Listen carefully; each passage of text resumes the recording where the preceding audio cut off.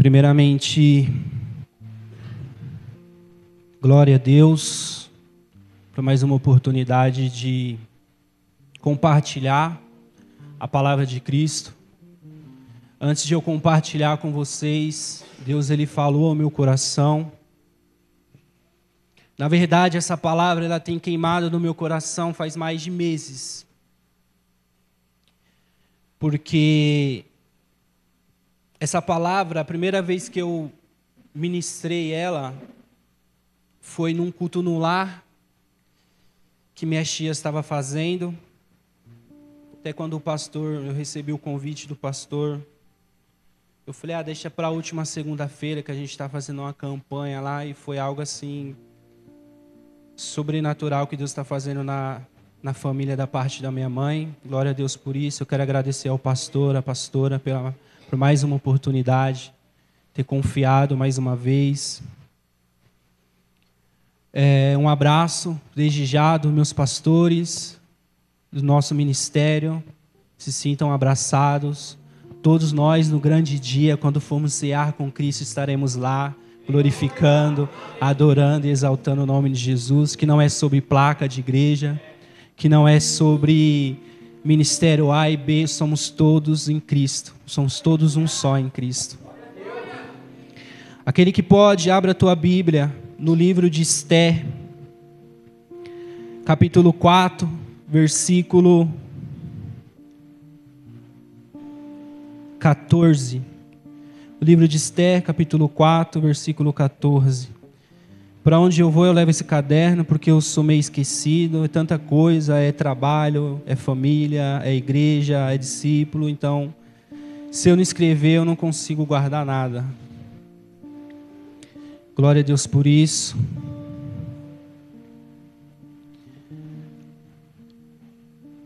E como eu falei, essa palavra ela tem estado no meu coração há alguns meses. Mas aí Deus ele é tão bondoso e misericordioso que Ele meio que completou a mensagem com outra passagem que eu estarei, com a graça de Deus, compartilhando com vocês. Todos acharam? Amém? Amém. O livro de Esther, capítulo 4, versículo 14, diz assim: porque se de todos te calares neste tempo, socorro e livramento doutra parte virá para os judeus. Mas se tu e a tua casa tu e a casa de seu pai perecereis. E este chegasse a esse reino, e quem sabe se para tal tempo como este chegaste a esse reino? Então disse Esther que tornassem a dizer a Mardoqueu: vai, ajunta todos os judeus que se acharem em Susã, e jejuai por mim, e não comais nem bebais por 3 dias, nem de dia nem de noite. E eu e as minhas moças também assim jejuaremos. E assim irei ter com o rei, ainda que não segundo a lei, e perecendo pereço. Então Mardoqueu foi e fez conforme a tudo quanto Esther lhe ordenou. Amém, irmãos? Curve tua cabeça, feche os seus olhos. Pai querido, mais uma vez na tua presença, lhe agradecendo por cada vida, por cada coração. Venha tocando, ó Pai, sobre a vida e sobre o coração de cada um que entrou neste lugar, sobre a vida dos vizinhos, daqueles que estão ouvindo e ouvirá a sua mensagem, aqueles que estão aqui, que levantaram a sua voz para clamar e adorar o teu santo nome. Esta é a tua palavra. Sabemos que uma vez que a tua palavra é lançada, ela não volta vazia, e que a tua palavra, Pai, venha penetrar na nossa alma, no nosso espírito, assim como uma espada, Pai, e que teu espírito possa tocar em nossa vida, que a nossa vida venha ser uma terra fértil, para que cada palavra que será ministrada nessa noite possa dar frutos para a tua honra, para a tua glória. Amém. Todos nós conhecemos a história de Esther. Naquele tempo, o rei, ele preparou um banquete de 7 dias. E estavam lá os príncipes de outras cidades, estavam lá pessoas importantes com o rei. Então, o rei mandou chamar que a sua esposa fosse até o rei, no 7º dia. A palavra de Deus vai dizer que a esposa do rei, ela não foi. Falou para o seu servo, falou assim, vai e fala para o rei que eu não vou, porque a noiva, a esposa do rei Assuero, também estava fazendo um banquete para as suas moças, e ela não foi. A palavra de Deus fala então que o rei, ele, sem graça com aquela situação, ele chega e pergunta para os seus príncipes o que ele pode fazer. E aí levanta-se um homem e diz assim, o senhor tem que pedir para essa moça, desfaz o casamento, ela volta para a cidade dela, que não vai dar certo, porque se você deixar que isso aconteça e seguir a sua vida normal, as mulheres da cidade vão começar a desonrar os seus maridos. E assim o rei fez. Falou assim, eu quero que vocês vá e preparem moças virgens para se casar com o rei. Eu vou resumir o mais breve possível essa história. Então, Mardoqueu foi até Esther e falou assim, você vai ser esposa do rei. E aí chegou, preparou toda aquela situação. A Esther chegou diante do rei, o rei achou graça diante dela, da sabedoria, da beleza de Esther, e casou-se com ela. A Esther, esse livro de Esther, mesmo não falando que Deus ele interviu diretamente, não falando que Deus ele foi, levantou um profeta, a gente consegue ver a direção de Deus neste lugar. E é assim na nossa vida, às vezes, irmãos, tudo demonstra que não tem Deus naquele negócio, mas conforme for passar o tempo, a gente vai ver a mão de Deus tocando e agindo e fazendo um rebuliço. Nessa história, tem 4 personagens que são algumas figuras simbólicas nos dias de hoje. A gente pode colocar como figuras simbólicas nos dias de hoje. A primeira dela é a Esther. A Esther, como eu falei, ela era uma jovem judia e órfã. Ela foi criada pelo seu primo Mardoqueu. Ela foi levada ao palácio, ela foi escolhida como rainha por sua graça, sabedoria e beleza. Porém, nos dias hoje, a Esther, ela representa a igreja que ela precisa se posicionar no tempo que Deus prepara. E nós vamos entender que tipo de posicionamento nós temos que ter. Mas a primeira figura simbólica é a Esther. Eu quero que vocês guardem isso na memória. A Esther, ela simboliza a igreja que precisa se posicionar. O segundo personagem que nós vemos nesse texto, que representa hoje uma figura simbólica, é Mardoqueu. Mardoqueu, ele era um homem justo, fiel a Deus. Ele descobriu uma conspiração contra o rei e mais para frente ele foi honrado por isso. Mardoqueu, nos dias atuais, ele representa uma voz profética, e essa voz profética, ele exorta e desperta a igreja para tomar um posicionamento. O terceiro personagem, a gente pode colocar o rei Assuero. O rei nos dias de hoje, ele representa a autoridade terrena. Ele representa aquilo que tem autoridade terrena na nossa vida. Muitas das vezes, essa autoridade, quando ela é influenciada para o bem, quando ela é influenciável diretamente na direção de Deus, ela se torna um instrumento de justiça, mas ela tem que ser guiada por Deus. O rei naquele tempo, o que deu para perceber nesse texto, que o rei ele era bem influenciável. Então, quando a gente não toma cuidado com o tipo de influência que está ao nosso lado, que está nos direcionando, a gente acaba tomando decisões que podem prejudicar não só a nossa vida, a vida da nossa família, mas aqueles que estão ao nosso redor. O quarto personagem, não menos importante, era Amã. Amã, ele era um descendente dos amalequitas e inimigo do povo de Israel. Os amalequitas, ele era o inimigo do povo de Israel lá no tempo de Saul. Então, Amã, ele era descendente, ele já tinha essa amargura, ele já tinha esse peso na sua descendência. Amã ele foi exaltado, ele foi ungido, o segundo homem após o rei. Mas ele tramou contra o povo de Deus. Amã, ele foi ungido, o segundo homem depois do rei.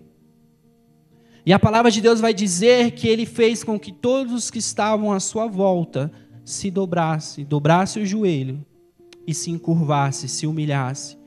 Mas Mardoqueu, ele não fez, porque Mardoqueu, ele entende que ele só deve se prostrar diante de Deus. E como ele já tinha uma mágoa, um resquício, algo que já vem, algo geracional da vida dele, ele ficou com mais ódio. Então ele tramou não só contra Mardoqueu, mas contra todo o povo judeu. Amã, nos dias atuais, ele representa o sistema do mundo. Qual que é esse sistema?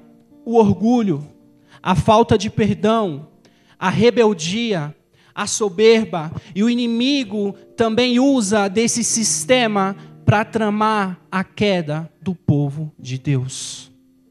Amã, ele tramou contra o povo de Deus. Então o inimigo, Amã, nos dias de hoje, ele simboliza esse sistema, mas também ele simboliza o inimigo que usa desse sistema e planeja a queda do homem.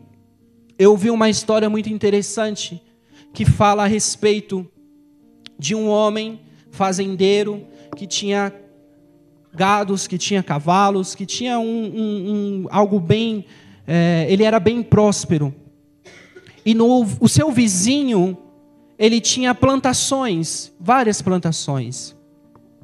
E um dia, um dos cavalos desse homem, desse fazendeiro, escapou, foi até as plantações e destruiu a plantação do seu vizinho. Aquele vizinho, revoltado, foi e matou o cavalo. O dono do cavalo ficou irado, foi e matou o cara que matou o seu cavalo. Os filhos daquele cara matou e ficou um matando o outro. Um matando o outro. O inimigo, irmão, ele só joga uma semente, mas quem toma decisões na nossa vida somos nós. O inimigo, ele só precisou que o cavalo escapasse da fazenda e destruísse aquela plantação. Quem foi se destruindo aos poucos foram os homens. Então o inimigo, ele usa desse sistema para destruir o povo de Deus.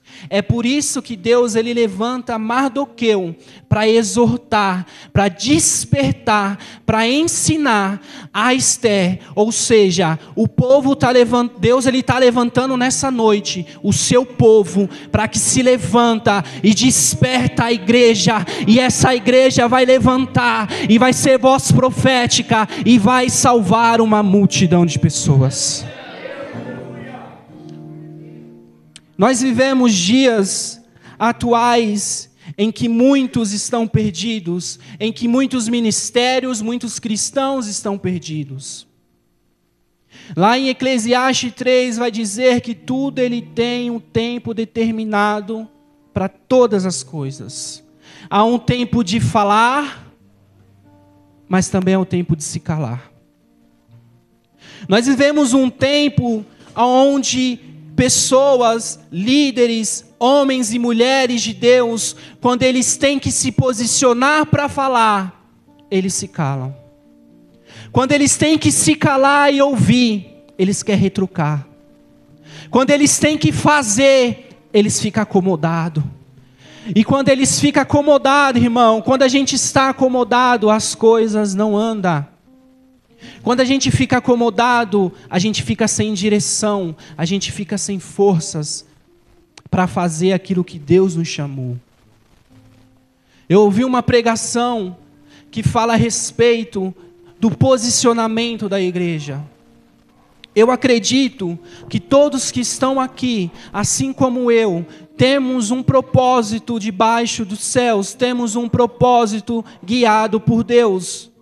Nós não fomos e não estamos aqui, não fomos escolhidos e não estamos aqui hoje porque a gente veio escutar uma palavra, a gente veio cantar um louvor, dar oferta para a nossa casa. Não, a gente veio se alimentar e se preparar, porque quando a voz do Espírito Santo dizer desperta, se posiciona, agora é a hora, então a gente vai se levantar como igreja de Cristo, como noivo e noiva de Cristo, e vai falar: agora é a hora da igreja se levantar. Então Deus, Ele quer nessa noite que nós se posicionamos.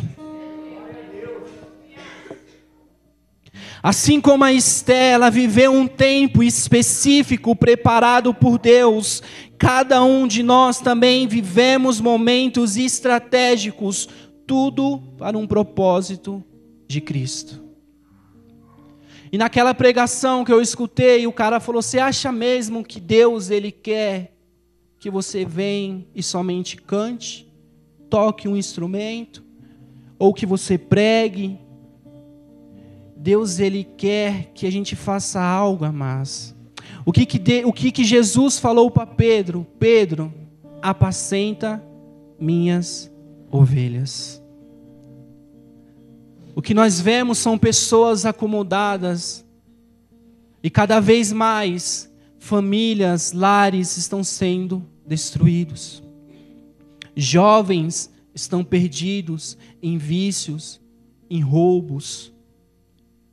Nós estamos vendo homens e mulheres que têm um potencial, que têm algo direcionado por Deus para fazer grandes coisas nessa nação, mas infelizmente está dormindo, está disperso. E nessa noite, como eu falei, é uma noite de posicionamento. A palavra de Deus vai dizer que Esther, ela já estava dentro do palácio quando Amã tramou contra Mardoqueu e contra o povo de Deus. Eu quero te dizer algo nessa noite. Antes da crise bater na sua porta, Deus, Ele já preparou a solução. Antes da turbulência chegar até a tua vida, Deus já preparou o escape. Antes que Amã tramasse contra o povo de Deus, Esther já estava lá no palácio, porque Deus assim o fez. Mas às vezes, a gente vai estar lá no palácio. Mas às vezes, irmãos, quando a crise chegar, a gente tem que se posicionar, a gente não sabe a hora que a crise ela chega. Foi assim com Jó. Jó, ele era um homem justo diante de Deus. Mesmo ele não entendendo tudo o que estava acontecendo. Imagine, irmãos, eu quero que vocês parem para imaginar, porque eu não consigo, eu não sei qual que seria a minha atitude. Imagine você recebendo uma notícia atrás da outra. Porque não foi uma notícia, depois de um dia veio outra, depois de um mês veio outra. Não, foi uma sequência da outra. Ó, você perdeu seus bois. Você perdeu suas ovelhas, você perdeu suas terras, você perdeu suas plantações, os seus filhos morreram. E no outro dia, enfermo. Às vezes vai estar lá no palácio, vai estar tudo bem, mas do nada a crise chega. E aí? Há tempo de nós se posicionar. Às vezes, irmãos, a gente vai estar lá num palácio, mas também, às vezes, a gente tem que passar por um processo para chegar num palácio. Para quando a gente estiver num palácio, resolver os problemas. A gente pode colocar como se fosse a história de José.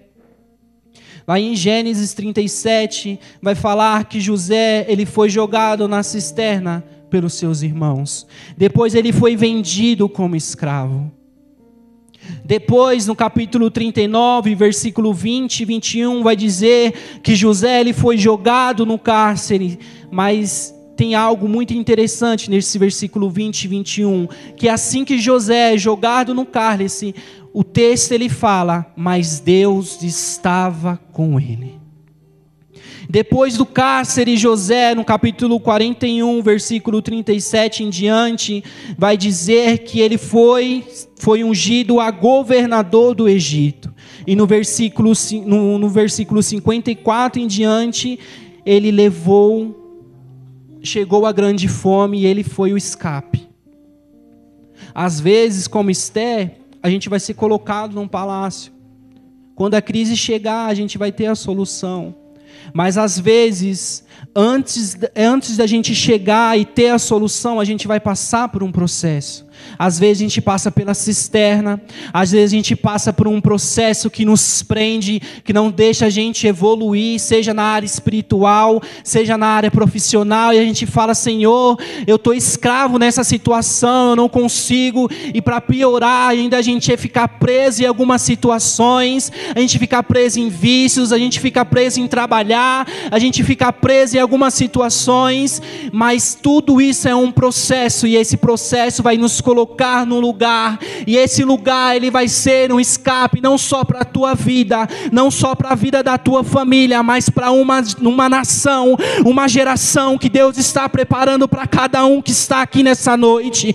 Deus não trouxe você aqui somente para ouvir uma palavra e cantar um louvor. Deus te trouxe aqui para dizer que você vai ser pai e mãe de multidão, e aonde quer que você esteja, a mão do Espírito Santo vai te direcionar. Você não vai precisar abrir a tua boca e falar bonito, porque o Espírito Santo vai colocar palavras direcionadas direto do céu na tua boca.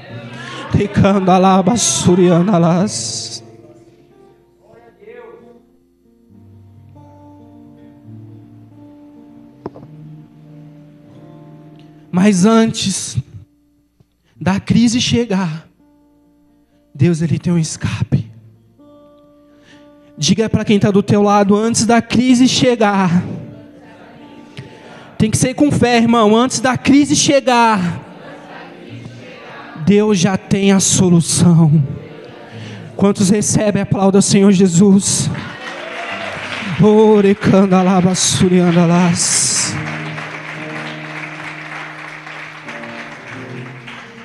Outro ponto que a gente pode analisar desse texto é que Esther, ela entendeu, que foi o versículo que a gente leu, o versículo 15 e 16, Esther entendeu que ela se calar seria se omitir. Da mesma forma, há momentos nas nossas vidas que nós precisamos nos levantar e se posicionar. O silêncio, a omissão, ela também pode ser um pecado. Lá em Salmos 32, do versículo 3 ao 5, diz assim: enquanto eu me calei, envelheceram os meus ossos pelo meu bramido em todo dia, porque a tua mão pesava sobre mim de dia e de noite. Confessei-te o meu pecado e a minha maldade não encobri. Dizia eu: confessarei ao Senhor as minhas transgressões, e tu perdoaste a maldade do meu passado. O silêncio, ele também pode ser um pecado. Esther entendeu que se ela ficasse calada, se ela não tomasse uma posição, não só ela ia perecer, mas toda uma nação. Porque Amã, ele não estava preocupado se tinha homens, mulheres, crianças, anciãos, não. Iam todos morrer. Porque o rei deu um decreto, deu autoridade para ele. Falou: faça conforme o teu querer. E ele foi e escreveu no livro, porque naquele tempo, a palavra de Deus fala que tudo que acontecia, todo decreto, tudo aquilo que acontecia diante do rei, eles escreviam uma crônica do rei. E eles escreveram que homens, mulheres, jovens, crianças, anciãos, todos iriam morrer, porque eram judeus. Mas se posicionar, irmão, não é fácil. Se posicionar quando Deus ele te coloca em um lugar e você tem que se posicionar, isso exige muita fé e muita coragem. Porque no versículo 16 que nós lemos, Esté falou: se eu perecer, pereci. Ou seja, se eu morrer, eu vou morrer, mas eu preciso interceder por esse povo. Eu preciso me posicionar. Por isso que eu falei que a igreja, ela simboliza a Esther, porque a igreja ela precisa se posicionar. Mesmo diante das lutas, das batalhas, a igreja precisa se posicionar. Ela precisa ter fé e coragem para se posicionar.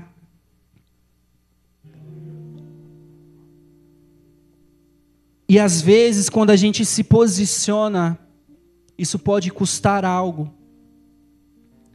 Porque naquele tempo, a rainha não podia estar diante do rei, se o rei não chamasse. Mas ela falou: eu votei com o rei, eu vou lá. Se eu perecer, eu pereci. Mas eu preciso fazer alguma coisa. Deixa eu te perguntar algo nessa noite. Você está disposto a morrer pelo chamado que Deus colocou na tua vida? Quando chegar a hora de você se posicionar, você está preparado e falar: se precisar eu morrer, eu vou morrer. Se precisar eu perder essa amizade, eu vou perder. Mas eu preciso falar de Cristo. Eu preciso falar que Cristo Ele transforma. Eu preciso falar que Cristo Ele liberta desse vício. Eu preciso falar que Cristo Ele restaura a família, restaura casamento. Eu preciso falar, eu preciso me posicionar, mesmo que me custe algo. Ela entendeu o posicionamento. E muitas das vezes, a igreja de Cristo não tem se posicionado, porque ela tem medo de perder. Pastores não se posicionam para corrigir os seus discípulos, porque tem medo que eles vão embora. Se vai embora, irmão, é porque não é discípulo. Porque a palavra de Deus diz que Deus ele corrige os seus filhos, Deus ele corrige a quem o ama. Então se um dia o seu pastor ou o meu pastor vir me corrigir ou te corrigir, é porque ele te ama, é porque ele quer saber da tua alma, ele quer cuidar da tua alma, e ele sabe que esse caminho não leva a nada. Nós temos vivenciado onde jovens, eles não têm se posicionado com medo e com vergonha dos seus amigos da escola, com seus colegas da rua. Sabe por quê, irmãos? Porque se posicionar custa caro. O meu pastor, ele fala às vezes que tem o cristão 007. Alguém conhece o cristão 007? Ninguém sabe que ele é cristão. Ele fica só. Isso é muito perigoso. Porque o inimigo ele sabe quem é eu e quem é você. O inimigo sabe o que a gente vem aqui, o que a gente canta. Cada palavra, irmão, que sai da nossa boca, ela tem um poder sobrenatural que vocês não têm noção.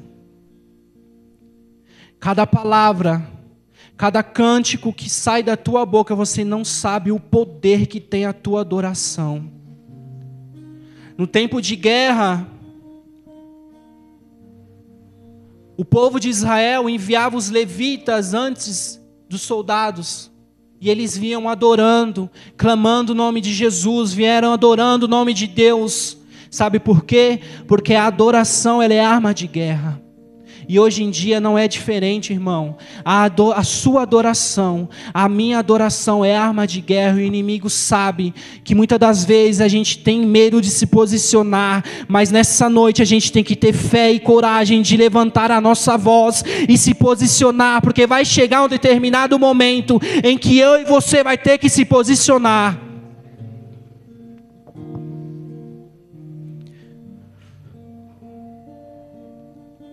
O livro de Daniel, no capítulo 3, do versículo 20 ao 30, vai falar que ele foi jogado na fornalha por não se curvar aos padrões daquele tempo. Exigiu fé e coragem de se posicionar contra. Não foi contra, irmão, um amigo, foi contra o sistema do mundo.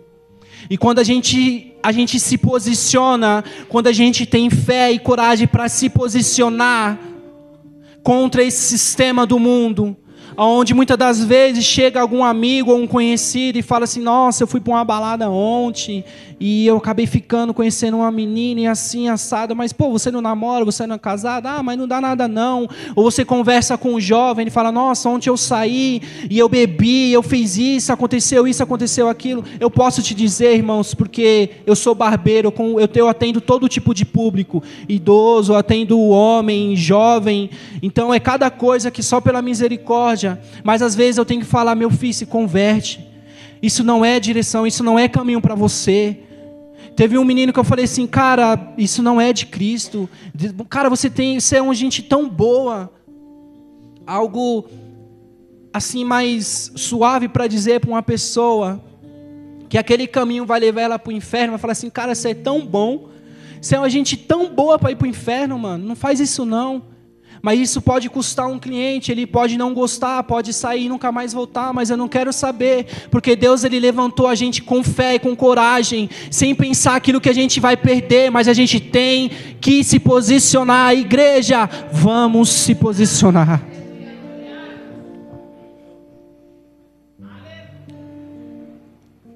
Quando o Espírito Santo preparar o momento certo, a gente vai saber, sabe por quê? Lá no livro de Lucas, oh Espírito Santo, obrigado.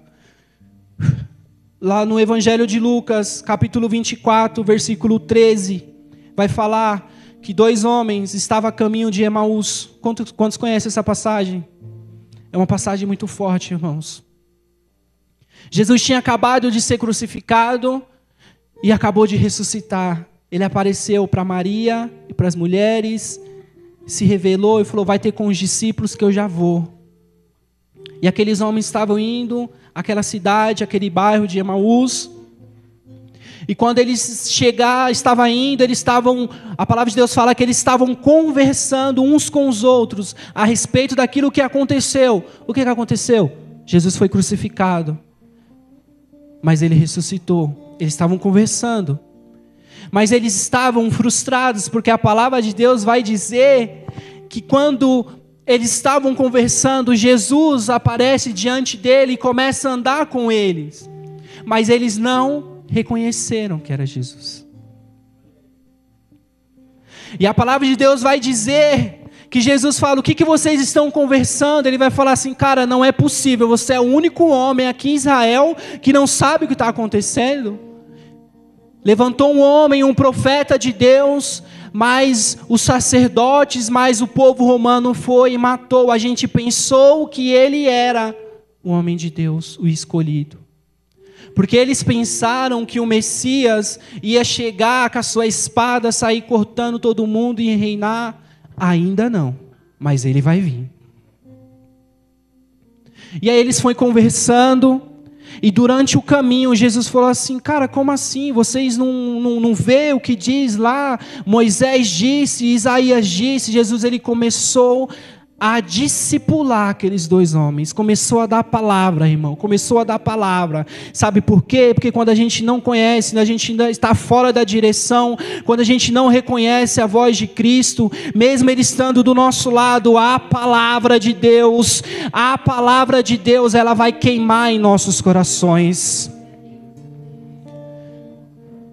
E aí essa passagem ela continua dizendo que Jesus e aqueles 2 homens chegam até a casa e aqueles homens convidam Jesus a participar daquela refeição. Sentaram na mesa.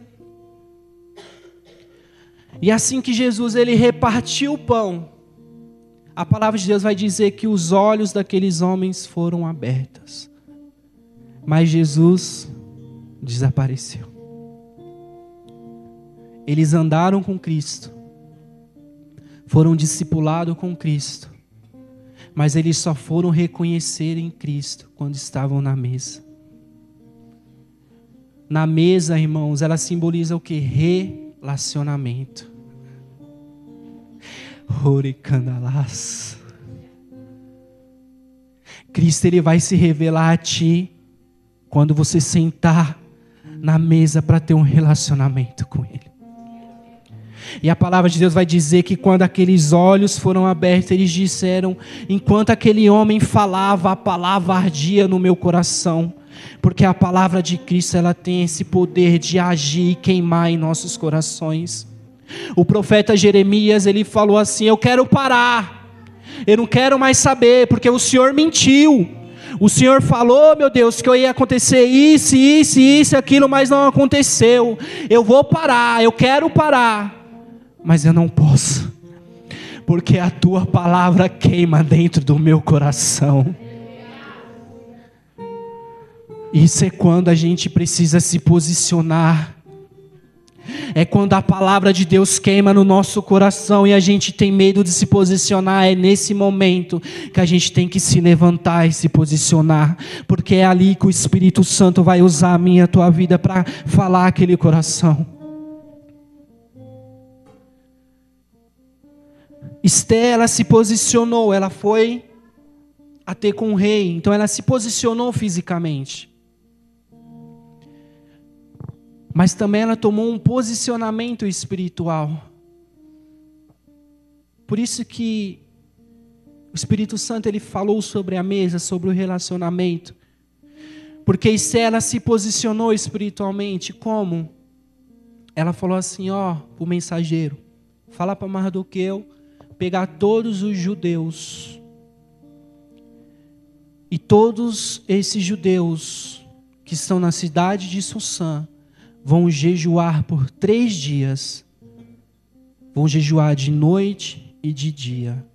E assim eles fizeram. Oraram e jejuaram 3 dias de noite e de dia. Isso é um posicionamento. Sabe por quê, irmãos?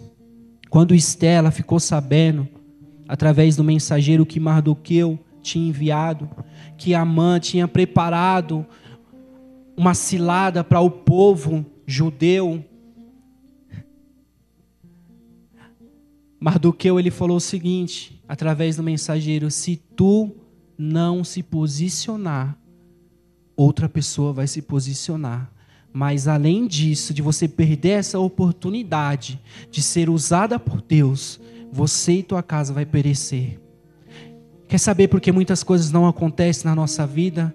Porque a gente não está se posicionando quando a voz da direção chega para nos despertar. É por isso que às vezes nada anda, nada dá certo. Porque quando chega a hora da gente se posicionar, a gente não se posiciona. A gente prefere ficar calado. Entenda, se posicionar não é ser mal educado. Porque tem pessoas que falam, eu nasci assim, a famosa espírito de Gabriela. Eu nasci assim, morri assim e vou viver assim até... Não. Porque a palavra de Cristo fala que uma vez que a gente conhece a Cristo, nova criatura nós somos. E eis que tudo se faz novo. E assim que Esté ficou sabendo que houve um decreto para matar todo o povo judeu, ela se posicionou fisicamente e espiritualmente, falou, vamos orar e vamos jejuar. O povo de Deus se posiciona espiritualmente em oração e em jejum. Eu não posso dizer aqui porque eu não convivo muito, eu converso às vezes com o pastor. mas lá no ministério que eu congrego está muito difícil encontrar intercessores. Está muito difícil encontrar pessoas que querem matar o seu eu, a sua carne para orar. Lá a gente ora, tem a possibilidade, olha como Deus é bom, e meu pastor também é bom, tem a possibilidade de você orar domingo de manhã ou sexta-noite. Sexta-noite eu não consigo ir por conta do trabalho, então eu vou todo domingo de manhã. Primeiramente porque eu preciso. A gente não ora para agradar o nosso pastor. A gente não ora para mostrar para o pastor que a gente está orando. A gente ora porque Deus, Ele precisa ter um relacionamento conosco. A palavra de Deus fala: orai sem cessar. É óbvio que a gente tem que orar no nosso quarto, como diz lá Mateus. Mas também a gente tem que se levantar juntos em comunhão. Porque quando o povo de Deus se levanta em oração e em jejum, decretos físicos e espirituais são cancelados. Acho que você não entendeu. Estela jejuou 3 dias e noites. Assim que ela terminou de jejuar, aquilo que estava decretado, a morte que estava decretado, aquele decreto físico, aquele decreto espiritual, ele foi cancelado, porque o povo se levantou para orar. Então quando eu e você se levanta para orar, para jejuar, em favor da obra de Cristo, não em favor de nós, mas da obra de Cristo, decretos espirituais são cancelados na sua e na minha vida. Aquilo que Satanás, ele tentou plantar, aquilo que Satanás, oh aleluia, tentou colocar no seu coração e diz: acabou, você está morto, não tem mais solução, está tudo acabado. Mas quando você ora e entrega nas mãos de Deus, quando você jejua e entende que somente Ele traz a salvação, quando você entrega diante de Deus, decretos quebram e você e uma geração são salvas.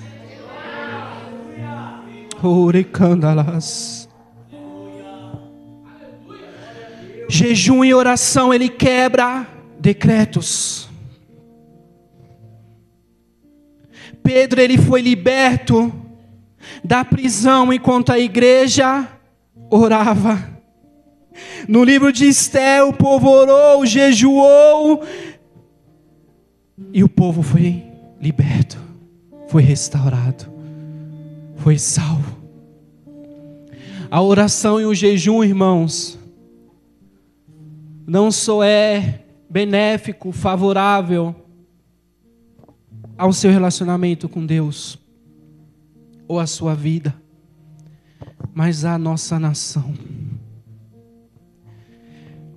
Porque a palavra de Deus diz, 2 Crônicas 7,14: se o meu povo que se chama pelo meu nome se humilhar, orar, buscar minha face e se afastar dos seus maus caminhos, dos céus o ouvirei, perdoarei os seus pecados e sararei a sua terra.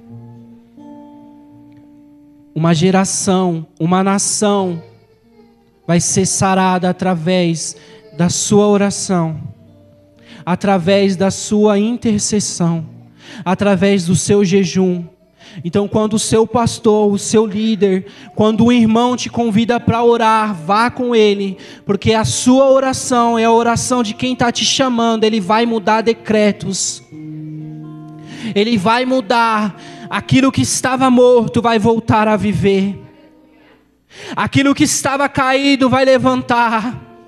Se há um desânimo no seu coração, ore e entregue diante de Deus, porque esse desânimo vai sair. Se há uma depressão, um espírito de ansiedade, ore que isso vai quebrar.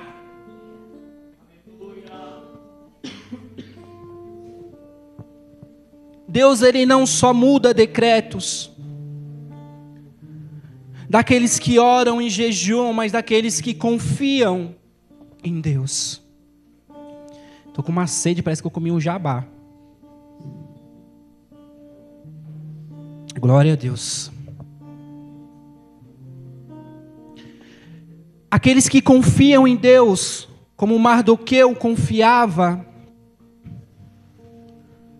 decretos também são mudados. Aquilo que o inimigo, ele preparou na tua vida e sobre a minha vida, nessa noite, em nome de Jesus, ele vai ser invertido, ele vai ser cancelado, ele vai ser quebrado em o nome de Jesus, porque o nome de Jesus, ele tem poder, o nome de Jesus, ele tem poder.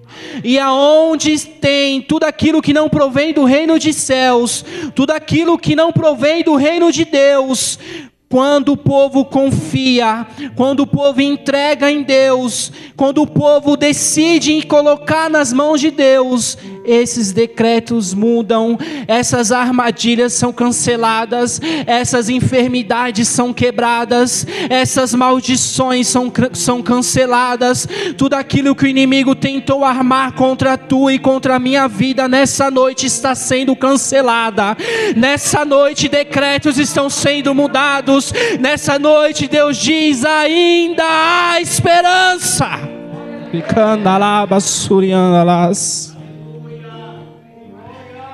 Amã tramou contra o povo de Deus, mas o povo de Deus orou, jejuou, buscou a face do Senhor, e o Amã, ele foi pendurado na própria forca que preparou para Mardoqueu.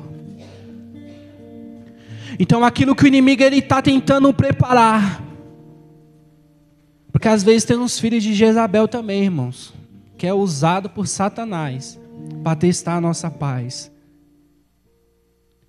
Às vezes, irmãos, assim como Amã, ele prepara, tem pessoas que, cara, infelizmente quer ver a queda do outro.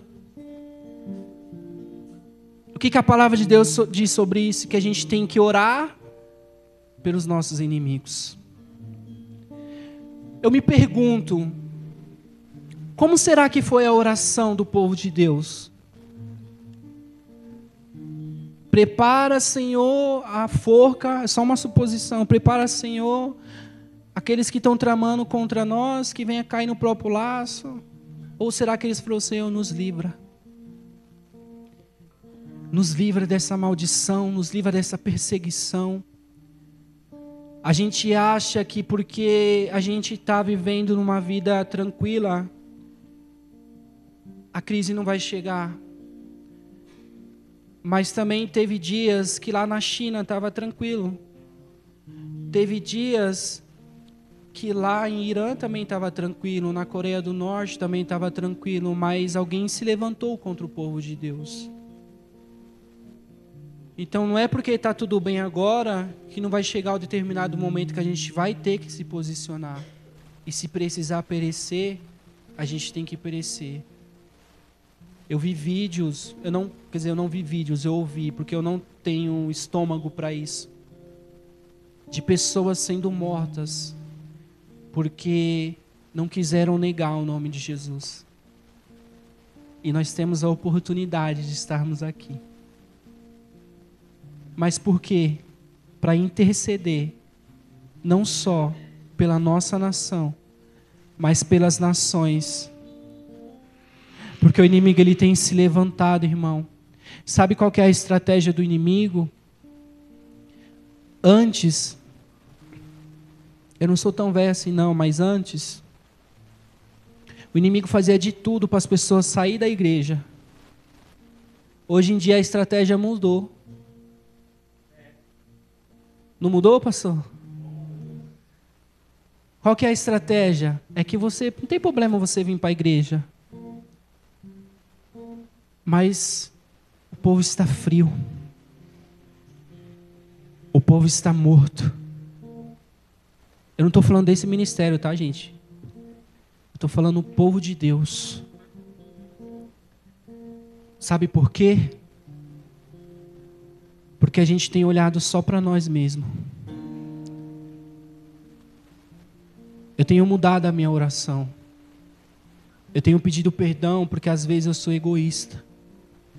Porque eu tenho pedido tantas coisas para mim e tenho esquecido daqueles que estão passando dificuldades, daqueles que estão morrendo em prol do Evangelho.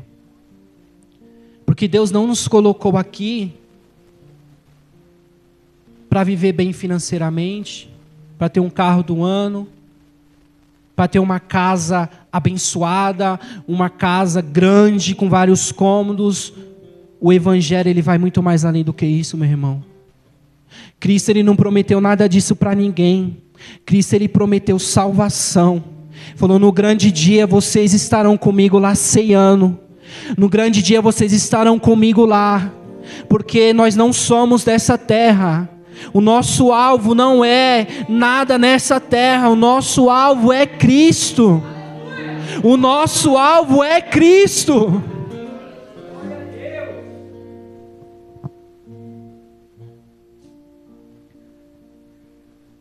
Daniel 6 vai dizer que alguns governadores tramaram contra Daniel.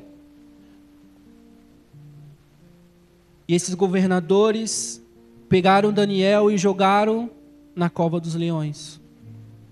Deixaram ele lá. No outro dia, o rei chegou lá na cova, triste porque ele gostava do Daniel. Chegou lá na cova e falou, viu lá Daniel sentado, e falou, nossa, o que aconteceu?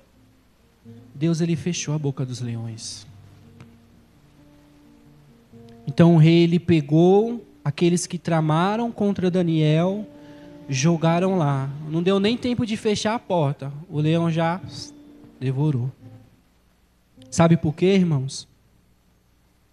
Alguém sabe por quê? Porque quando a gente confia em Deus, independente daquilo que a gente pode perder, independente daquilo que estão tramando contra a tua vida, contra a minha vida, se a gente confiar em Deus, orar, jejuar, Deus, ele vai mudar decretos. Mas para isso, nós precisamos se posicionar. Lá em Eclesiastes vai dizer que há um tempo para todas as coisas. Há um tempo de paz, mas há um tempo de guerra. Eu não sei vocês, mas Deus, o Espírito Santo, ele tem colocado no meu coração que é tempo de nós se posicionar, porque é tempo de guerra espiritual. Não é tempo de nós entrarmos na igreja e ficar brincando de ser cristão, porque o inimigo, ele não brinca de ser Satanás, ele não brinca, irmãos. Ele tem um só objetivo: tirar a tua salvação, tirar a salvação da tua família, tirar a salvação dos seus filhos, tirar a salvação da tua descendência, tirar a salvação dos seus vizinhos, dos seus amigos, dos seus parentes. Quanto mais pessoas ele quiser tirar, ele vai tirar.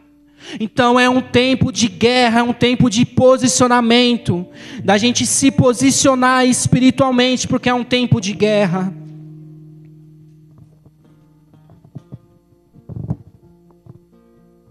A palavra de Deus vai dizer, lá em Malaquias, capítulo 3, quando a gente abre Malaquias, a gente já associa a dízimos e a ofertas. Mas eu ouvi algo tão impactante que ela se encaixou nessa palavra. Eu falei, tá, Senhor, eu entendi que eu tenho que me posicionar em oração, entendi que eu tenho que me posicionar fisicamente, eu entendi, mas por quê? E aí eu ouvi algo muito interessante a respeito dos tempos de Malaquias. A palavra de Deus vai dizer, eu deixei aberto aqui, em Malaquias, capítulo 1, versículo 6, diz assim: o filho honrará o pai e o servo ao seu senhor. E se eu sou o pai, onde está a minha honra? E se eu sou o Senhor, onde está o meu temor? Diz o Senhor a vós, o sacerdote, que desprezais o meu nome, e disseste: em que desprezamos nós o teu nome? E eu falei, Deus, o que a igreja tem que se posicionar? E aí no livro de Malaquias, irmãos, naquele tempo, o povo de Israel, eles tinham acabado de voltar do exílio da Babilônia. Jerusalém tinha sido restaurado, o altar ele tinha sido restaurado. Então, ou seja, eles tinham tudo para agradecer a Deus, eles tinham tudo para glorificar e exaltar o nome de Jesus, mas a volta para Jerusalém não foi tão fácil assim. Ela aconteceu em 3 etapas. A primeira, um grupo liderado por Zorobabel reconstruiu o altar e começaram o templo, mas enfrentaram oposição, pobreza e desânimo. O segundo grupo, ele veio com Esdra, trazendo restauração espiritual, arrependimento e reforma da lei. O terceiro grupo, ele veio com Neemias, que reconstruiu os muros, organizou o povo e renovou o pacto com Deus. O povo voltou, mas o seu coração não. E eu falei, Senhor, o que a igreja tem que se posicionar? A primeira coisa, se posicionar, irmãos, porque a adoração da igreja tem se tornado uma adoração mecânica e vazia, onde muitos se levantam e oferecem qualquer coisa. Naquele tempo, o povo estava oferecendo animais doentes, mancos, cegos, o pior do rebanho. Ou seja, uma adoração deles virou hábito, não honra. Então, muitas das vezes, a adoração da igreja tem virado uma rotina, não tem sido honra. Então, nós temos que se posicionar nisso, porque nós temos que ver a nossa adoração como é que está.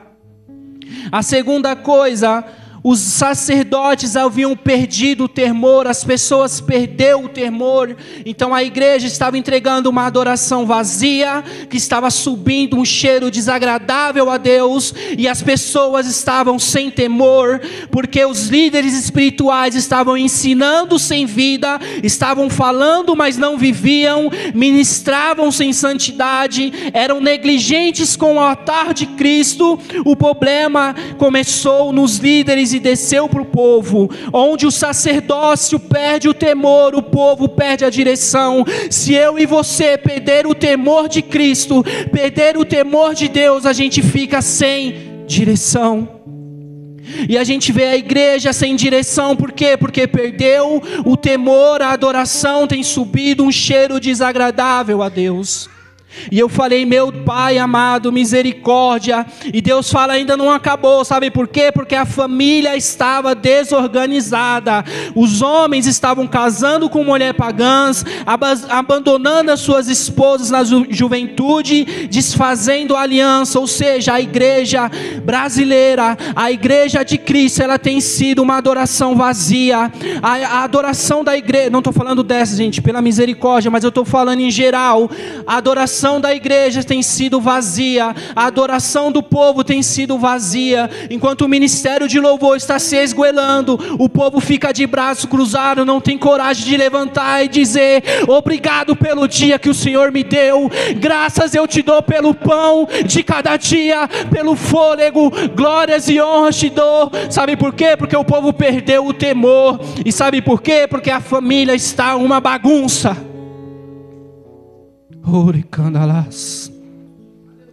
E eu falei, Senhor, misericórdia, eu vou falar isso, Deus vai falar isso. E ainda tem mais, sabe por quê? Porque o povo, ele parou de ser fiel nos dízimos e nas ofertas. A casa de Deus estava abandonada, os levitas estavam passando necessidade, e a obra de Deus parou, porque o povo não se importava mais. Então a igreja está tendo uma adoração vazia, a igreja perdeu o temor, a família da igreja está uma bagunça, todo mundo faz o que quer. E o pior, o povo não liga mais para a obra de Deus, para a casa de Deus. Eu conversei uma vez com um pastor,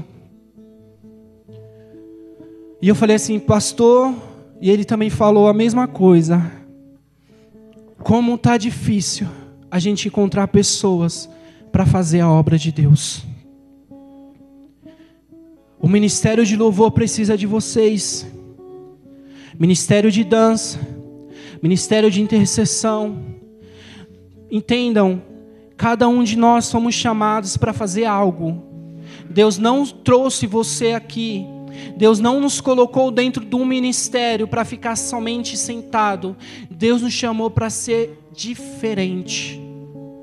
Deus nos chamou para revolucionar, para fazer a diferença, irmão. Seja no seu trabalho, seja na sua faculdade, seja através da sua casa, na sua família ou nos seus vizinhos, aonde quer que você esteja, a glória de Deus tem que ser transbordada, a ponto das pessoas se impactarem com a presença de Deus e falar: eu quero esse Cristo, eu quero receber esse Cristo na minha vida, eu quero servir esse Cristo. A condição, para resumir, daquele povo ou dos tempos atuais de hoje, é uma religião sem vida, é uma adoração sem entrega, líderes sem temor, famílias feridas, corações desanimados, pessoas reclamando o tempo todo diante de Deus.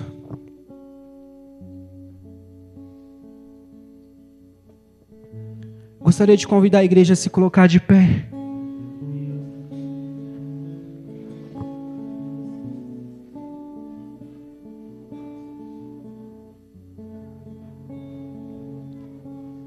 Oh, Pai, graças te damos, Jesus. Convido a igreja a fechar os seus olhos. Eleve seu pensamento diante de Cristo agora. Nessa noite Deus falou que nós precisamos se posicionar.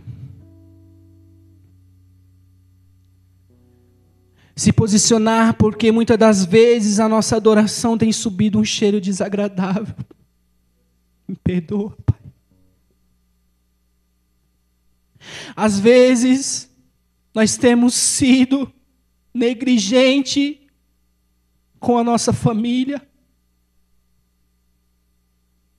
Às vezes nós estamos sendo infiéis diante de Deus, porque não se trata a respeito de financeiro. Quando Deus estava falando, não se tratava de dinheiro, não se tratava de dinheiro que Deus estava falando, se tratava de prioridade, se tratava de arrependimento. O qual que tem sido a nossa prioridade? Qual que tem sido o nosso posicionamento diante de Cristo, de noiva de Cristo?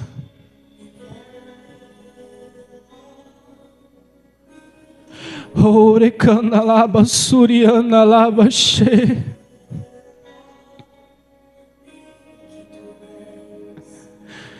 Deixe que esse louvor ele ministre o seu coração nessa noite. Oh, aleluias.